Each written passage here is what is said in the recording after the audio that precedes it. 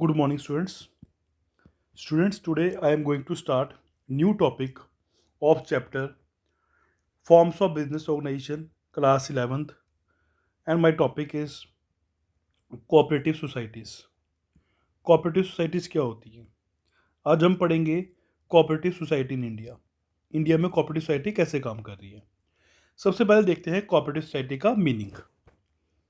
देखिए मीनिंग में the word cooperative means working together and with others for the common purpose. तो cooperative का मतलब हो गया वर्किंग टुगेदर, इकट्ठे काम करना या किसी और के साथ काम करना मगर कॉमन पर्पस के लिए, तो उसको हम कोऑपरेटिव बोलते हैं। The cooperative society is a voluntary association of person who join together with the motive of welfare of the members. So हम कह सकते हैं कोऑपरेटिव सोसाइटी क्या होती है? एसोसिएशन ऑफ पर्सन होती है। उन लोगों की एसोसिएशन होती है जो वॉलंटरी जुड़ते हैं, और मोटिव क्या होता है? मेंबर्स का वेलफेयर करना। प्रॉफिट मोटिव नहीं होता, प्रॉफिट होता है कि जो जो लोग इनके मेंबर्स बनेंगे उनका वेलफेयर होना चाहिए। तो देखिए they join to protect themselves from the possible exploitation at by middle man who desire to earn greater profit. तो ये क्यों जुड़ते हैं? इनका मेन मोटिव होता है कि जो मिडिल मैन है, जो एक्सप्लॉयट कर रहे हैं लोगों को, उनकी एक्सप्लॉयटेशन से बचा जाए, क्योंकि मिडिल मैन जो है हायर प्रॉफिट के लिए क्या करते हैं? एक्सप्लॉयट करते हैं। सो जैसे होल सेलर हो गए, रिटेलर्स हो गए, उनसे बचने के लिए कोऑपरेटिव सोसाइटीज़ खोली जाती हैं। तो देखिए the cooperative society is compulsorily required to be registered under the cooperative society act 1912। तो इनको रजिस्टर करवाना ज़रूरी होता है। कोऑपरेटिव सोसाइटी एक्ट 1912 के अंडर इनको रजिस्ट्रेशन मिलती है कोऑपरेटिव सोसाइटी को। For setting up the cooperative society the consent of at least 10 adult person to form a society is required. तो अगर आपने कोऑपरेटिव सोसाइटी खोलनी है तो मिनिमम 10 एडल्ट मेंबर्स चाहिए कोऑपरेटिव सोसाइटी को खोलने के लिए। The capital of the society is raised from its member. Capital जो होती है वो मेंबर से रेज की जाती है through the issue of shares, जिसमें क्या करते हैं? वो शेयर्स इशू करते हैं। The society acquires A distinct legal identity after it's registration.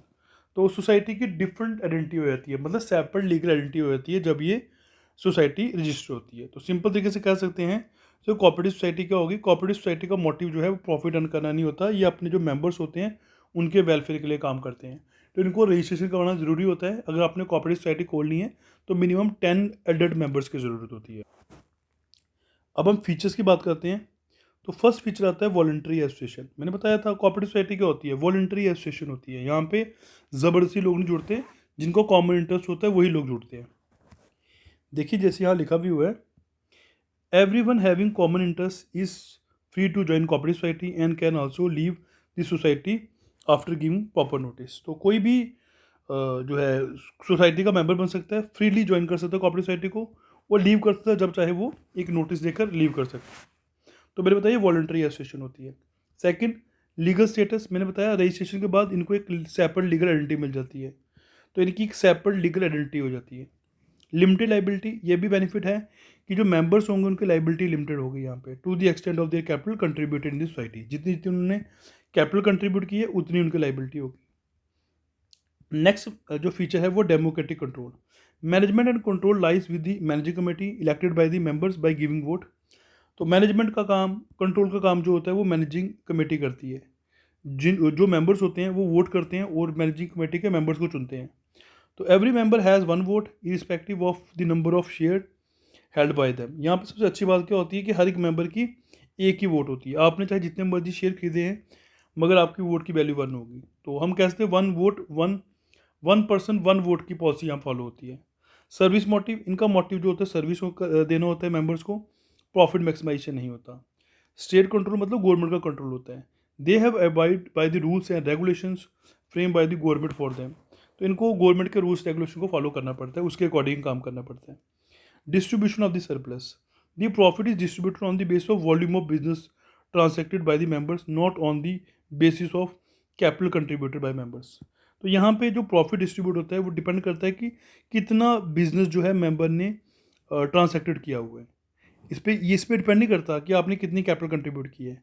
ये इस पर डिपेंड करता है कितना बिजनेस आपने ट्रांसैक्टेड किया हुआ है, कितना बिजनेस एक मेंबर ने किया हुआ है, तो उसके अकॉर्डिंग ही उनको प्रॉफिट डिस्ट्रीब्यूट होता है। अब मेरिट्स की बात कर लेते हैं कोऑपरेटिव सोसाइटी की। तो ईज टू फॉर्मेशन मैंने बताया बड़ा आसानी से फॉर्म हो जाती है कोऑपरेटिव सोसाइटी, सिर्फ मिनिमम 10 मेंबर्स चाहिए आपको। और registration also easy at it required very few legal formalities. और रजिस्ट्रेशन बड़ी इजी है, आपको थोड़ी लीगल फॉर्मेलिटी यहाँ पे पूरी करनी पड़ती है।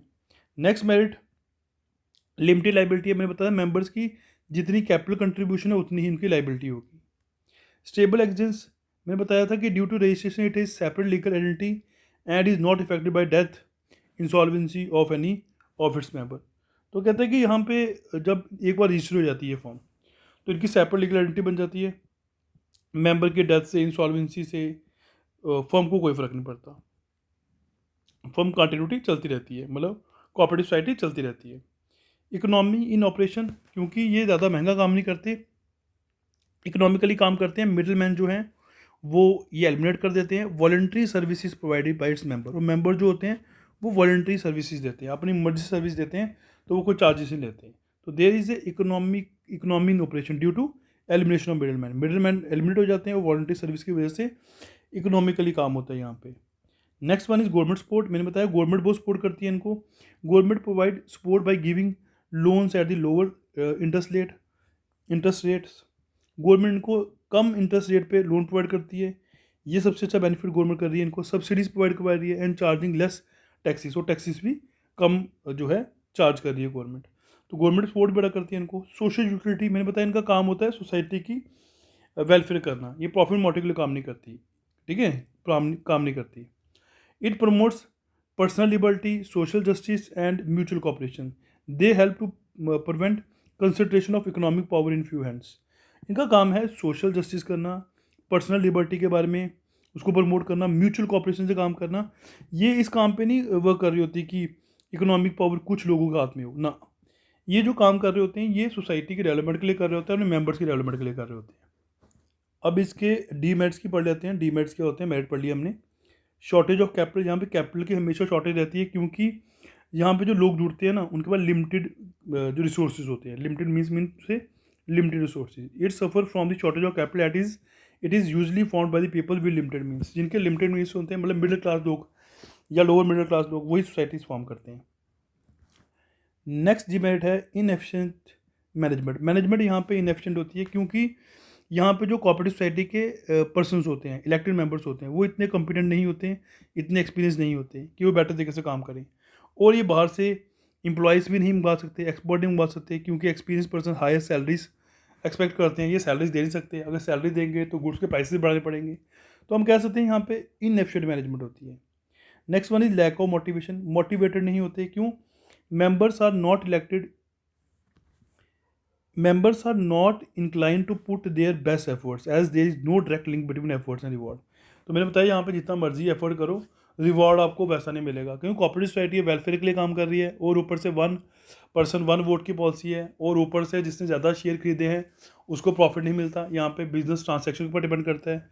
सो इसलिए ज़्यादा एफर्ट्स नहीं किए जाते और मोटिवेटेड नहीं रहते हैं एम्प्लॉयज़, जो मेंबर्स हैं वो मोटिवेटेड रहते हैं। Next one is lack of secrecy.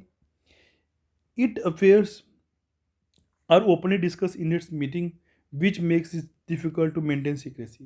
इनकी हर एक बातें ओपनली डिस्कस होती हैं, तो सीक्रेसी बनना यहाँ पे इजी नहीं होता। Next one excessive government control. यहाँ पे गवर्नमेंट का कंट्रोल ज़्यादा होता है। मैं बताया क्योंकि गवर्नमेंट ही इनको सब्सिडीज़ दे रही हैं, तो गवर्नमेंट कंट्रोल भी करती है इनके काम को।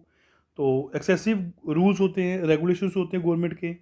इवन कि इनके अकाउंट्स जो होते हैं वो भी ऑडिट किए जाते हैं ऑडिटर के द्वारा।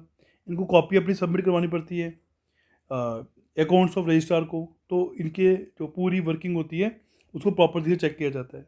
Next one is conflict among members. कहता है मेंबर्स के बीच में कन्फ्लिक्ट हो सकता है, क्योंकि members are from different section of society with different view points. सबके अपने अपने व्यू पॉइंट्स होते हैं, different different section of society से आते हैं, तो सबके अपने भी व्यू पॉइंट्स होते हैं। सो हम कह सकते हैं sometimes when some members become rigid the result is conflict. कभी कभी मेंबर्स की थिंकिंग रिजिड हो जाती है या कुछ बिहेवियर प्रॉब्लम आ जाती है, तो आपस में कन्फ्लिक्ट होने के चांसेस बढ़ जाते हैं। सो आई होप आप सब बच्चों को कोऑपरेटिव सोसाइटी वाला टॉपिक समझ आया होगा। Thank you students.